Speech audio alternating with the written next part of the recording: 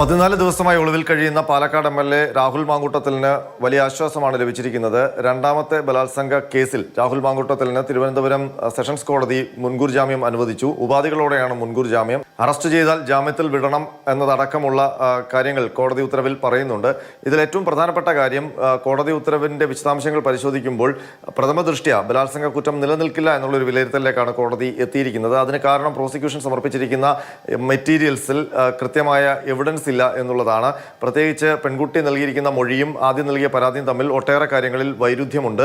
അതിനൊപ്പം തന്നെ പരാതി നൽകാൻ വൈകിയത് സംബന്ധിച്ച് പെൺകുട്ടി പരാതിയിൽ പറയുന്നതും മൊഴിയിൽ പറയുന്നതും തമ്മിൽ വൈരുദ്ധ്യമുണ്ട്. അത് വിശ്വസനീയമായ കാര്യമല്ല എന്ന് കോടതി നിരീക്ഷിക്കുന്നുണ്ട്. ബലാത്സംഗം നടന്നു എന്ന് പറയുന്ന കാലത്തിന് ശേഷവും പെൺകുട്ടിയും രാഹുലും തമ്മിൽ നിരന്തരം ചാറ്റുകൾ നടക്കുന്നുണ്ട്. അതുപോലെ തന്നെ ഈ കേസ് കെട്ടിച്ചമച്ചതാണ്, സമ്മർദ്ദം മൂലമാണ് പരാതിക്കാരി മൊഴി നൽകിയത് എന്ന പ്രതിഭാഗത്തിന്റെ വാദം അംഗീകരിക്കാൻ തക്ക തെളിവുകൾ കൂടി കോടതി കണ്ടെത്തുന്നുണ്ട്. ഏതായാലും രാഹുൽ മാങ്കൂട്ടത്തിലിന് എതിരായി പ്രോസിക്യൂഷൻ സമർപ്പിച്ച കേസിന്റെ ഇഴകീറി പരിശോധിക്കുമ്പോൾ ആ കേസിന് തന്നെ നിലനിൽപ്പില്ല എന്നുള്ള ഒരു വിലയിരുത്തലിലേക്കാണ് കോടതി എത്തിയിരിക്കുന്നത്. ഏതായാലും രാഹുൽ മാങ്കൂട്ടത്തിലിന് ഈ വിധിന്യായം വലിയ ആശ്വാസം നൽകുന്നതാണ്. ആദ്യ കേസിന്റെ മുൻകൂർ ജാമ്യാപേക്ഷ തള്ളിയ അതേ സെഷൻസ് കോടതി ജഡ്ജി എസ് നസീർ തന്നെയാണ് ഇപ്പോൾ മുൻകൂർ ജാമ്യം അനുവദിക്കുകയും ബലാത്സംഗം നിലനിൽക്കുന്നില്ല എന്ന് കണ്ടെത്തുകയും ചെയ്തിരിക്കുന്നത്.